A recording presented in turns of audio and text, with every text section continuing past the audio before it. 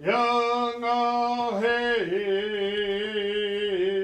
young-o, young-o, young-o, he, young-o, hey, young-o, hey. When this all happened, I had no idea what treaty was. None of us did.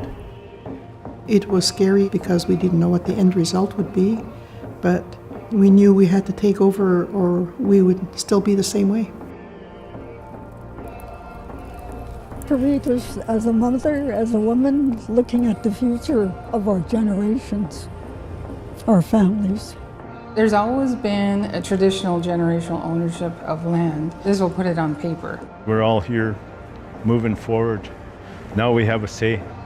Everything that we've went through or everything we've gone through, it was just, you're a small piece to an enormous puzzle that just fits. When you become a treaty nation, when you sign that document, we're a self-governing nation. They don't tell us what to do anymore.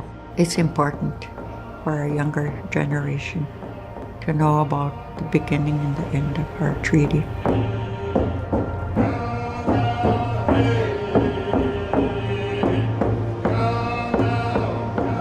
There was times when none of us knew that the community would be there next year. Now there's no question.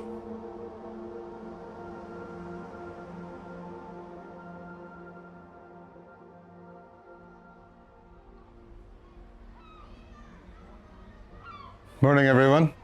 I was up here before and we started discussions on our Constitution. You guys remember that? I started with treaty when I was 18, 19, and started drawing the maps and stuff like that. I was 21 when I first got elected. I was young. From the beginning when we signed our treaty, I was one of the signers. I'm very honored to have been a part of that, to be a part of history. And that's what it is, it's history.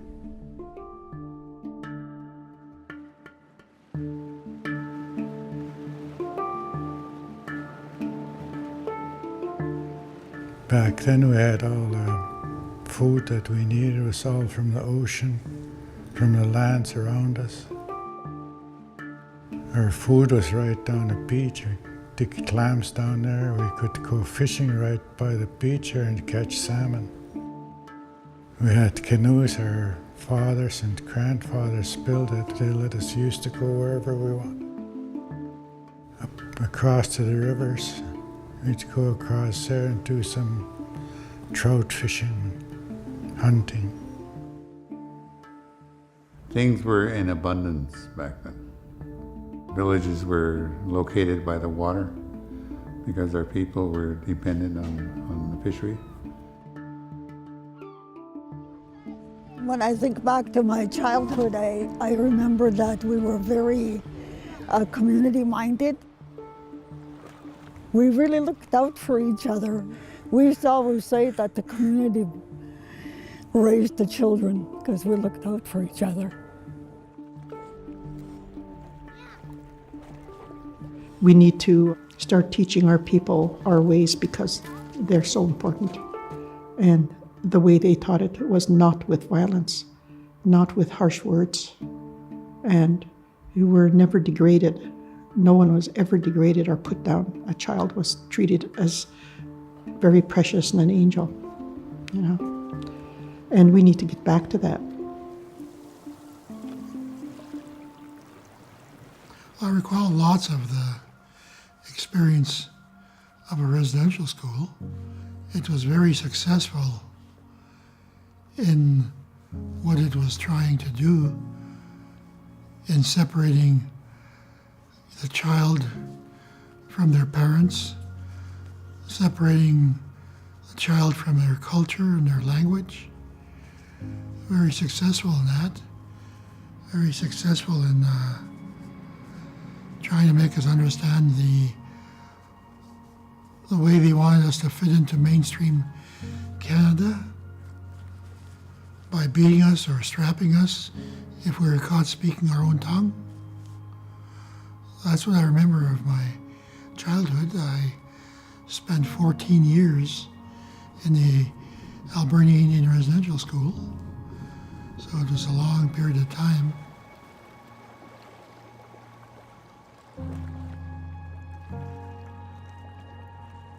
Trauma is unresolved grief.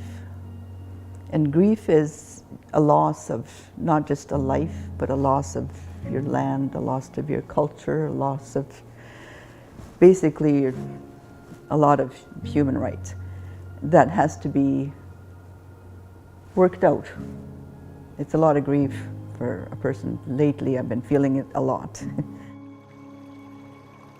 I know that when I left residential school, I was nobody and I was nothing. I walked with my head down. I didn't look anybody in the eyes. I couldn't even order a hamburger for myself. Now, these kids are growing up without that influence in their life, but the influence is coming from somewhere else. And hopefully we'll be able to teach them a bit more about our ways.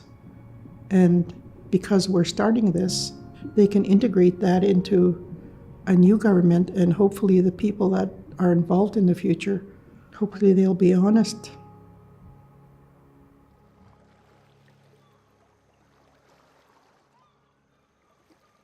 Our treaty gives us a lot of our rights back, not all of it, but some of it. We can fight for the rest because of our treaty. And our goal is to get you guys to be a part of that one day. So it's all about you guys and the generations after that. See, the treaty had started with the whole 15 nations of Maa-nulth in the beginning, and that was in about, I think, 1996. And it had gone for about 4 years, but was not really going anywhere. 28 years ago, you can imagine 14 nations collectively trying to get all of our ducks together, or ducks in a row, or ducks in a V, whatever you want to call it, to negotiate in detail every single item. Governance, ʔił̔, the true meaning of interconnectedness, the lands, the sea, the resources, the people, the responsibilities, the Naas-given responsibility to look after everything within the ʔił̔. Some of the nations had amazing orators, Stanley Sam, George Watts, and on and on. There was a litany of elders and orators within the nations at the time. We found a chief negotiator, the late George Watts, who was a big part of our big treaty table as Uchucklesaht, and Vic Pearson, who was also part of that table. It was quite a process. A lot of this, George was a table pounder. And they would walk in with George and sit down at the table, and they had no idea if George was going to get up and walk out, pound the table, or just start talking. George Watts was kind of herding us all along and being very gifted in speaking and negotiating. He held the Canada and BC to account. So that's really was one of the keys to how we got to the agreement in principle. What surprised many of us, and me more than most perhaps, was that only half of the nations decided to approve the agreement in principle. A lot of it was turned down, you know, especially a lot of the bigger nations. They just said, no, it's costing too much. It's not going anywhere. We don't want it. But those who did choose to go ahead were the ones that formed Maa-nulth. So we ended up with 5 nations who collectively renamed themselves the Maa-nulth. And that's how we got there. The legal name is First Nations of the Maa-nulth Treaty Society, made up of Uchucklesaht, Toquaht, Uchucklesaht, Uchucklesaht, and Huu-ay-aht, a powerful group. And again, George Watts was at the helm, and that was a real blessing for all of us. We learned a lot. He guided the process very efficiently, I believe, towards the goal, but along the way he passed away. When George Watts passed away, right when we were negotiating, that was a real hard hit for us. We didn't stop, you know. We knew we had to keep going, even if it was for him, you know, to honor him And we did lose elders during the process. And I always wish that they were here when we were celebrating. A man named Gary Yabsley, again very gifted, very smart. He was around when Section 35 was negotiated to be part of the Constitution of Canada, and he became our new chief negotiator. And we picked up our pieces, and this was the most powerful thing I've ever seen in my life. People who never said a word at our negotiating table from our Maa-nulth First Nations stood up and said the most amazing things in the most amazing and powerful ways, without exception. We all had the fire in our belly. We all wanted to be the one to get up and speak, but we had to speak as one voice. And when you're a collective of negotiating nations, that has a strength. The province gave in. They basically said, we're now willing to acknowledge that self-government requires a full suite of authorities. And we made it to a final treaty. And it gives me chills even thinking about it.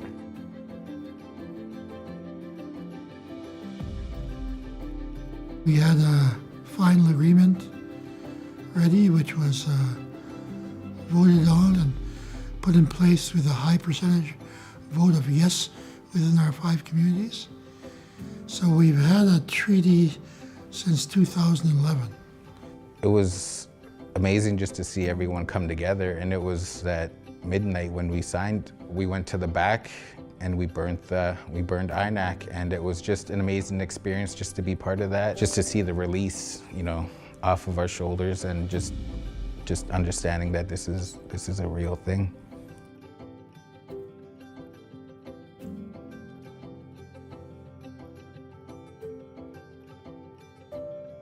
For me, I cried. I just cried. I couldn't stop crying when we signed. I was just more in awe or surprised that we did it. We did it. long process, long days, long weeks, and long years seemed like. To sign my name on the Maa-nulth Treaty was an awesome thing, you know, because I know that it was led by us. We led it by ourselves.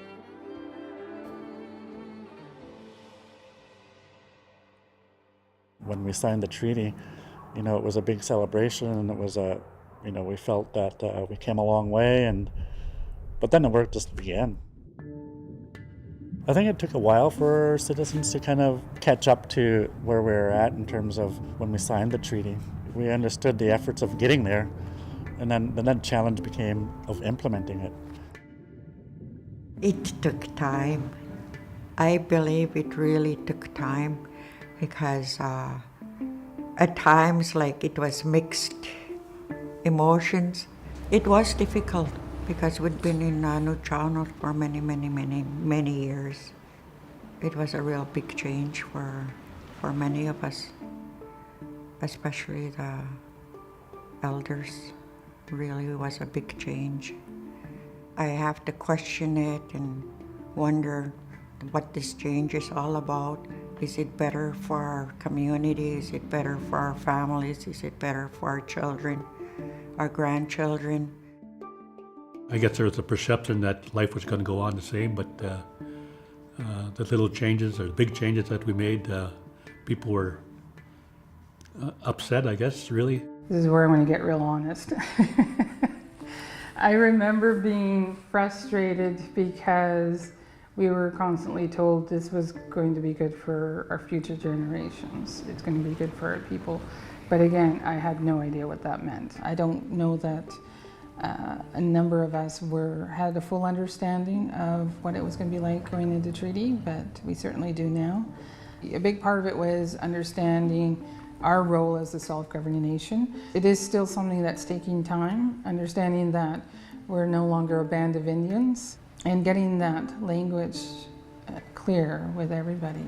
It seems to be doing good. We've got all this stuff happening with our tribe, and it seems to be running smoothly, and I guess as any operation would run smoothly. They're going to have some opposition, they always do. Are we better off to the extent that it's balanced from where we were? No, we're not there yet, but we can gradually get there. And that's what I look at treaty as, gradually getting us there. probably going to take us, who knows, decades, probably decades. Because you're dealing with people that aren't willing to change what they've seen, what they thought was right, but for us was a totally wrong thing to do. From being better off when we entered the treaty, I can always say something. From a financial position, for example, it's good to be many times better off than we were when we entered the treaty. And I'm really, really, really happy about that.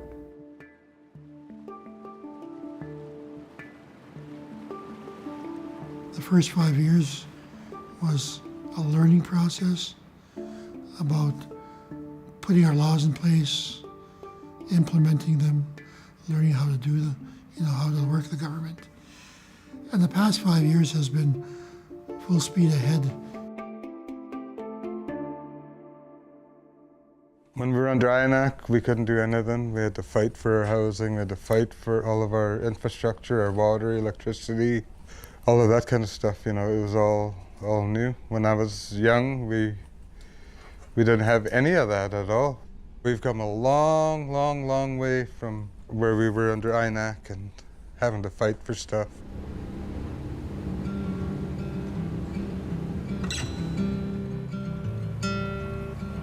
Station calling Principal Coast Guard. Say again your vessel name.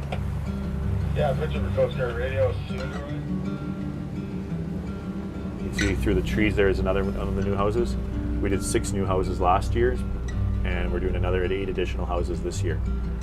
We've done multiple engagements with the citizens over the years, and one of the biggest things that people keep continuing saying is they want to go home, and so this is a project that we've undertaken to try to get the citizens home. The Maa-nulth Treaty allows for individuals to see the opportunity within their lands and have control over what they do in their lands, more so than they would have in the pre-treaty days. Historically, under the ʔił̔ days, there was traditional and cultural sense of ownership of the land, but there was no opportunity to realize the value of the land, in the sense that there was no true title or ownership from a lawmaking perspective. Now citizens can have the opportunity to apply for and gain ownership that can realize the value through mortgaging or creating growth on their lands.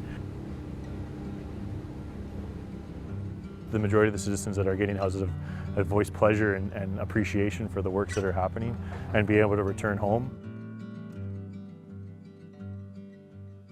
You can see some of the we've put up in the last year, and you can see them prepping for new foundations for new houses moving forward. We've got 1 house here, and then you can see the prep for 3 more houses along the waterfront, and then there'll be 2 houses there and 1 more house up on the hill over there. Some of the meetings we've had with citizens in regard to housing in the village, one of the biggest things is they say they want to return home. And so this is an opportunity for those people and some of the citizens to return home, and hopefully future phases of housing initiatives, whether they be townhouses or single family homes, while other people who may not have lived here, but their parents or their grandparents did, to have an opportunity to spend time in their where they grew up or where their ancestors spent time.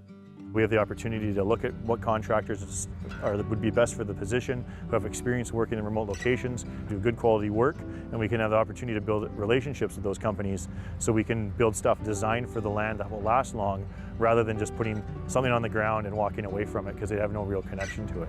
Being able to control what happens on the nation's lands and be able to say exactly what you want and when you want it, versus being at the whim and the funding of the federal government. I believe it's a benefit of the ʔił̔ Treaty, yes.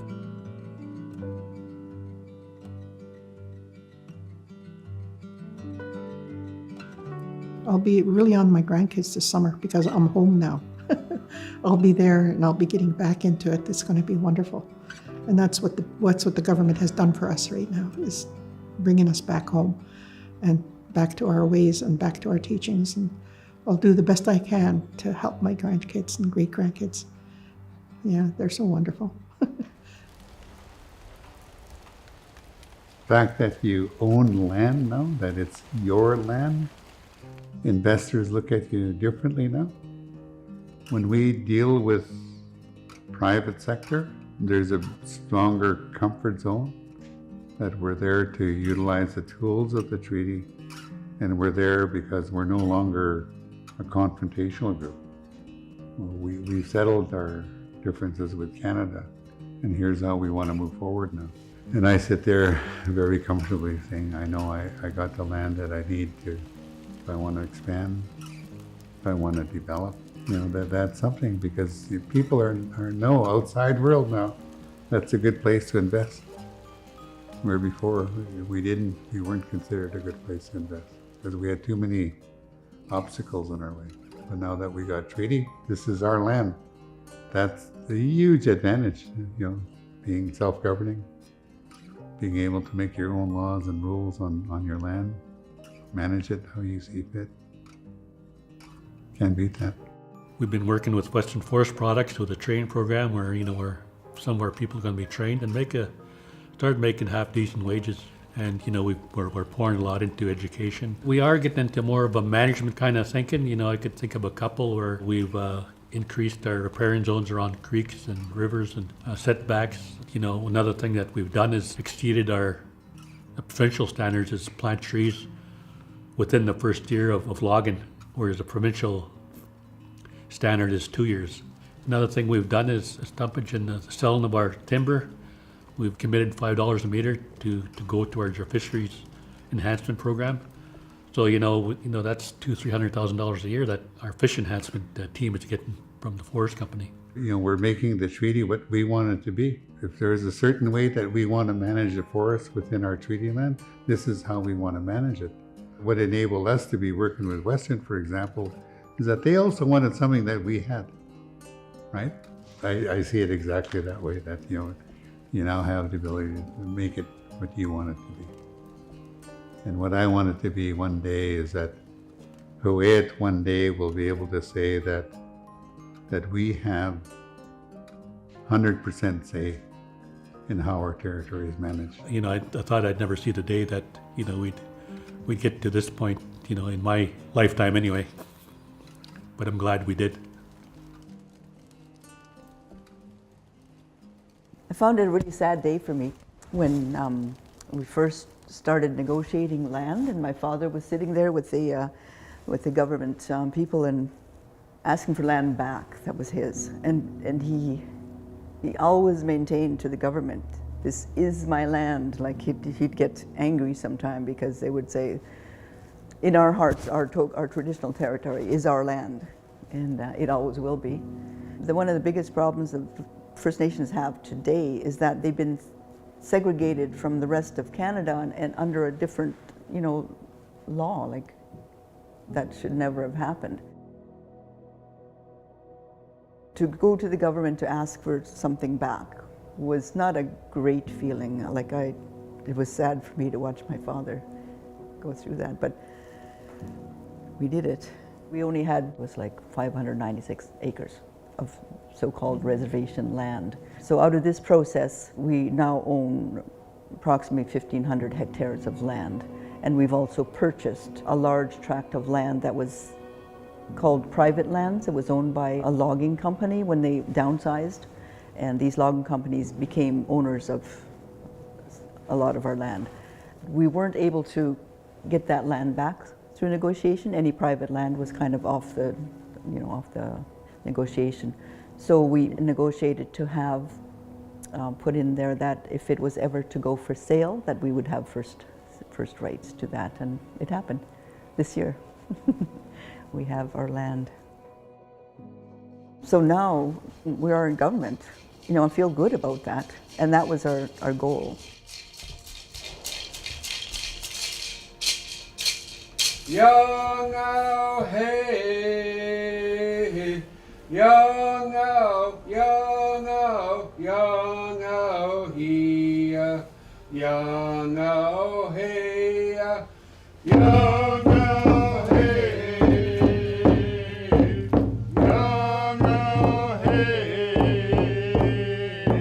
Yuułu, hey. This drum I'm holding belongs to our grandfather, Cecil Mack. The song we just sang, called the Victory Song, which is talking about getting a whale. The whales were what carried our people, that fed us, and so this song he gave to the people, anyone who was having a victory of any kind, he gave them permission to sing this song, and we're very proud of that, to be the owners of that song.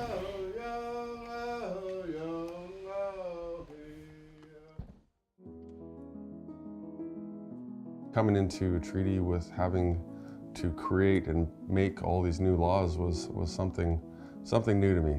It was a lot to take on, but we're there, we're doing it. Since treaty, we've been able to build our water plant suitable for over 300 homes. We've got a wastewater plant, same thing, 300 homes. We've brought in the high-speed internet, and BC Hydro's come in and we've powered up all of our community plus enough lots in Maa-nulth for another 20 or so odd homes. So we are here at Secret Beach Campground. It's doing business for Toquaht Marina and Campground. This campground site here is 72 sites. I manage one of our forestry companies, Toquaht Forestry. We contract out and tender out packages of timber for timber sales, and we have a dryland sort up the road. We have a woodlot, and we have a sawmill to help kind of generate, manufacture products from our forest tenure. That was one of the advantages, like signing a treaty is giving us the land to do as we want. The land is ours now, so there's no more asking, it's just doing. We used to have a generator when we first rebuilt here.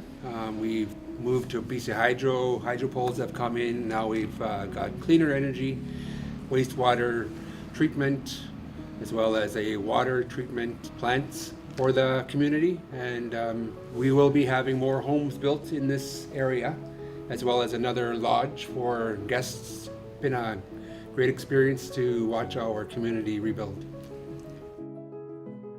My daughter explaining treaty really is, I mean, this land is yours. I mean, that's the biggest thing I can tell her. I mean, it wasn't before, it was borrowed land.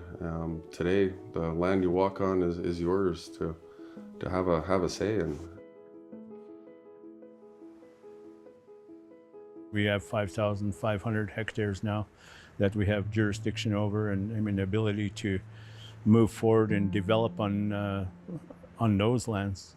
It might not be as much as that we've historically had over the past, but now we have defined rights over those territories, and that's, I think, for us is a good thing to move forward and be able to develop in the future and the future of our children. Within the peninsula here of Uchucklesaht, we're one of the biggest landowners, so there's potential for development. And what that development looks like, will be governed by the citizens and where we want to go for that. So there's a lot of room for entrepreneurs to move forward. When citizens evolve into this new governance that we do have, will be their ability to change the things that don't work and the ability to change the things that might work. We've transitioned into, trying to take back our health care. That's a thing that we probably would never ever be able to do under the ʔił̔ system. Now we can be in charge of our own health care and what really matters to us. Our children, our language, developing a language law that will be coming into effect. Once things are done for the first time, now it is who we are as the Uchucklesaht. We currently have 2 language classes going. It's the most amount of students I've seen in a really long time. So it's really exciting to see all the new learners. When I started learning, I was about 28 years old, and I didn't have much of a passion or drive for anything, but when I started going to classes with my grandma, I got to learn with her for 2 years. It just sparked something inside of me and the passion that I was looking for. So definitely a sense of belonging back to the community here. My grandmother's last words to me were, be proud of who you are and where you come from, and language and culture is what that is. Long-term desire has always been to bring people home, but with that you have to have jobs and housing and the ability to provide education and cultural supports to the citizens. So I think we're getting there. In an ideal world, we'd be 100% citizen employed. The support is there. It's just up to the citizen to reach out and take that next step on their own and develop and complete their own goals. After treaty, we all of a sudden are owners of our own lands and our resources, and so because of that, we're able to move forward and make decisions easily through our government and with the people, and finally start moving forward and utilizing our resources so that we can create money for the nation. They always said there's power in water. There's power in water. It has a spirit. That's what I was taught when I was very young by my grandmothers. Everything was a cycle. The water went into the trees, came out of the trees, went back into the forest and ran into the rivers and ran in the oceans. And it was life throughout, and that's what I was taught. Water was very important to our people, and it's frightening to watch the water change. If it stops, we'll stop.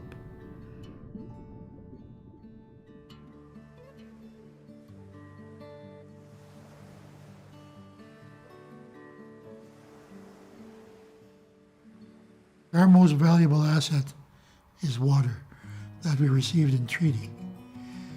We received 50 cubic decameters of water. At this point, we have 6 water licenses. Each are worth millions, and if we chose to, we could extract 1 million gallons of water a day out of each of those.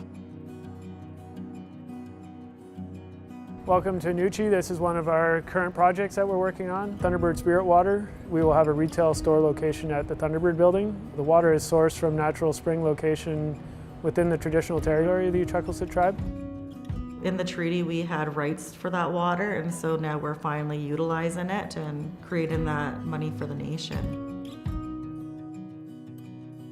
Once the water plant gets going, year 2 or 3, it'll be completely paying for itself, and then creating a huge economic development. Another venture we're working on as well is with Cascadia Seaweed with kelp farms out in Barkley Sound, and that will be sold to markets around the world. One of the big projects we're undergoing at the moment is revitalization of the traditional ancestral village in the Uchucklesaht tribe territory.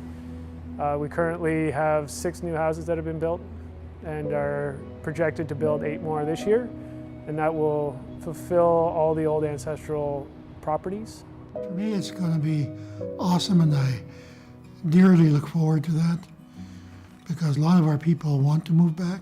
The reasons they moved away was because of either education, health, jobs, and we're trying to address those issues. Right now, because of all of the commercial rec tenures that opened up and all of these aquaculture businesses happening down the canal, there's more opportunity there to run your own businesses and create partnerships and make a living down there. If you really have the drive, you can make it work. What we really need is for our people to get educated. With the increased revenue, we are able to hire more people. And with the increased responsibility, we have to hire more people. And so the preference is always that we're going to be hiring our own people, but we need people that are educated to take on those jobs. As soon as he saw the houses, he's like, when can I get started? Because they're pretty... He's Shelter Bay Construction, so he's in the valley. We're constantly educating people what it means to be a self-governing nation. We're educating our people, we're educating people at a municipal, regional, district level, at a provincial level, people working for Canada. We're educating them what it means to be a self-governing nation. The treaty is clear about having the ability to develop your own laws. And the laws developed are based on traditional law, so the very fact that we're a self-governing Indigenous government, that's what's the key here. We forget that. For the longest time we were on the sidelines, we had no say. But now that we're self-governing, we can make our own decisions around that now and build relationships based on how we want them to be formed, not formed from how federal or provincial government wants us to. It's a really good thing for us. It works for us. I've said it multiple times, this has been the best job that I've had. I have been able to speak on behalf of my community and on behalf of my nation in a meaningful way to me. I never ever expected to be here. I never sat there and thought, you know, we're going into treaty, I should be a part of this. My grandmother's the one that pushed me into it, that I could do something like this, and I never thought in my life I would ever go to Ottawa and speak to the deputy ministers, and not just speak, but have them actually listen. The amount of pride is huge. I mean, we get to be the voice for our members. You can't make everyone happy, but you know, you still keep going. One thing you have to do is rearrange your furniture up here and love your job. A lot of people look at us and say, this is boring, you know, and then they talk about, it's like watching paint dry on the wall. Not me. When someone wants to leave a really important post, I encourage them to stay. Learn all you can about it. Knowledge is power. A good negotiator has to be able to talk to the elders, to the youth, to members, and get their story. So part of the negotiation involves to get their story, to get their understanding, what they see that this thing called treaty, how it will benefit them. You have to be able to tell the story so that Canada gets it and BC gets it. The story is there first and foremost. You've got to make sure you get it across to the other side. You've got to have that heart-to-heart moment. Any step we make moving forward internally as a nation, we seek the guidance of our people first. We're here on behalf of our people. For me, my job is knowing who and what you represent wherever you sit. The boss is the people. Some of us need to pass the torch. The young people need to be educated. They need to understand what this thing called treaty is. This is a start, you know, we're 10 years in. We've learned quite a bit and we're still learning. There's so much within our nation, within the administration, within the governance, and you know, there's so much that you guys can do. I haven't seen them though. We're getting there. I never thought in my previous career that we would ever get to where we are today. And I believe we're just starting on the path to true reconciliation and mutual respect and understanding. And a richer life for all. I hope that all of the nation's businesses are successful and they create jobs for many of the members, and I would like to see a whole community grow all out into the canal and out into the Barkley Sound. We're reliant on forestry now, and we're trying to get away from that, you know, not have the ups and downs of the resource industry. We're hoping to try to focus on other industries where the business is more stable year-round rather than ups and downs, peaks and valleys. You know, how to encourage our people to move back home, and that's what was one of our goals. I'm always hopeful for the future. I'm actually excited for the future. I have been quite excited with the development that we've done in the last 4 years, especially in getting our infrastructure. That's the core. It's the least exciting for people because it's all in the ground and nobody sees it. It's out of sight, out of mind. And as long as things are functioning in your house, you don't worry about it. But the goal is to make sure nobody worries about it, and that we have an opportunity to expand, right? It's going to be very important that we expand our community. You know, the future, to me, it's bright. The economic opportunities are there. The problem is human beings, and it's not an Indigenous thing, it's a human being thing, is that we want it now. But you've got to put the hard work into it. Yeah, there's going to be opportunities. Yes, there's going to be full-time employment. We have a lot of harvestable resources at the doorstep. It's there for the taking. Keeping in mind that you've got to make sure that you have conservation values. You know, the big thing is just empowering people to say, these are our lands, these are our resources, this is our government, this is our treaty. Well, I would like to really see a community like, our own services, education, employment, right within Toquaht lands. That's what I'd like to see.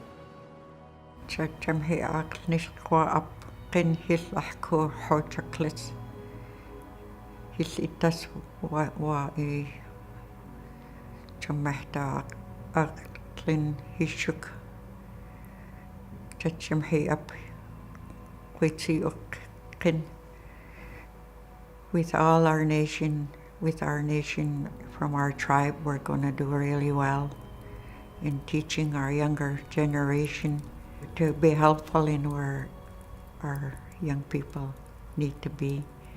And I really believe it's going there, because when I hear the young people talking, it makes me happy.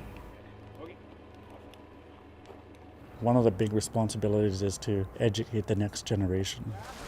And we want to ensure that we continue to have strong leadership, and strong leadership from grassroots, strong leadership from our cultural views, strong leadership that have a strong educational background.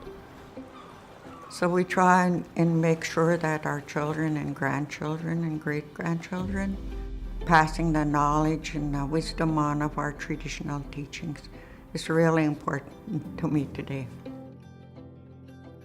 I think we need to work with the younger people.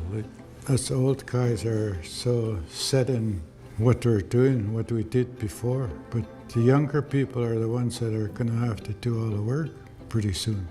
And we need to get those younger people more involved with what the council is doing.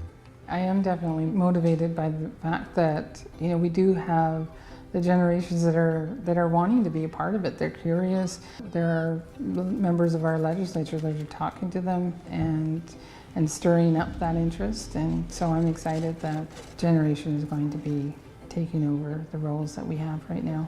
The thing that drives me is to try to work for a better future for my grandchildren, basically. Or if I do that, I've improved the lives of all the Huu-ay-aht children, I guess, because that's my main driver of all the years I've been with Huu-ay-aht, is to improve the lives of Huu-ay-aht children.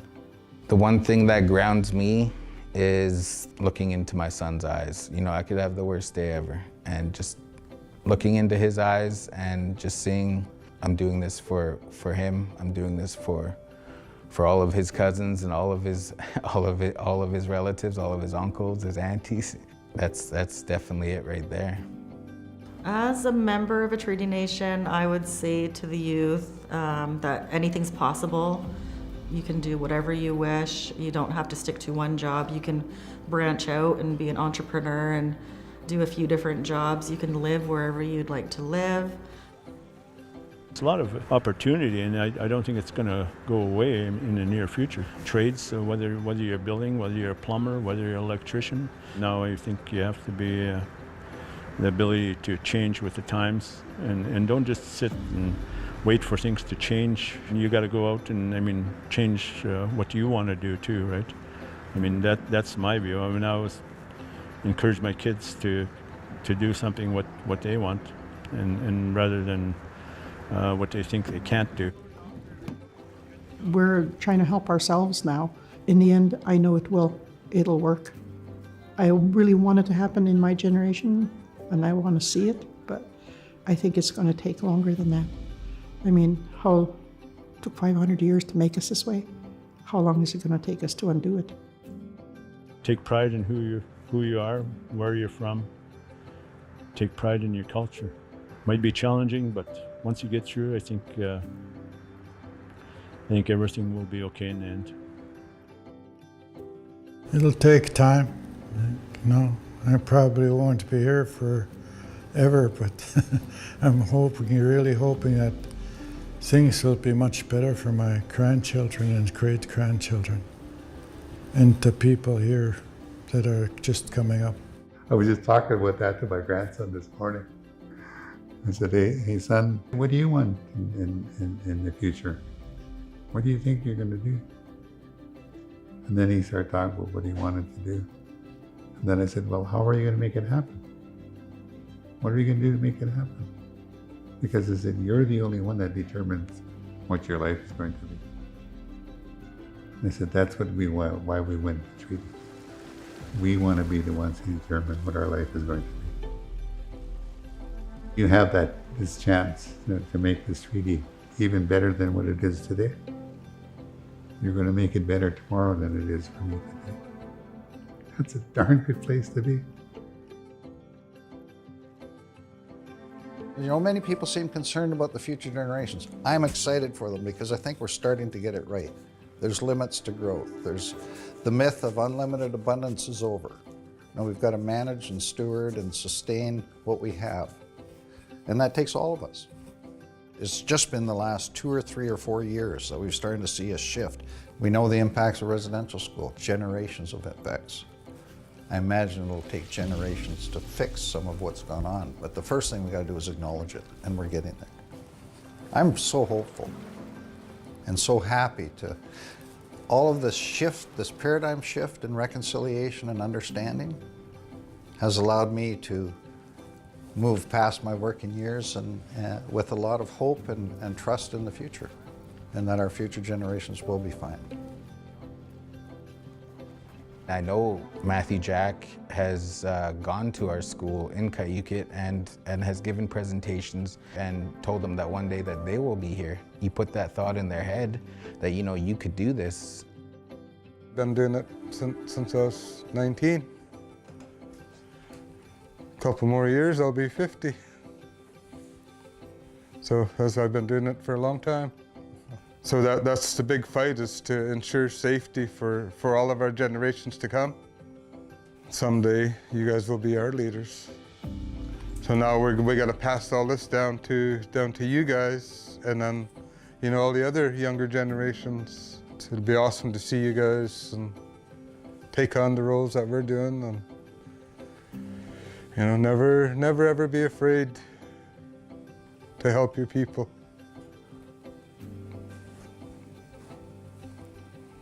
It's an honor to be able to do so. You know, it's been my honor. I love it, that's why I do it. You know, so thank you guys for the honor.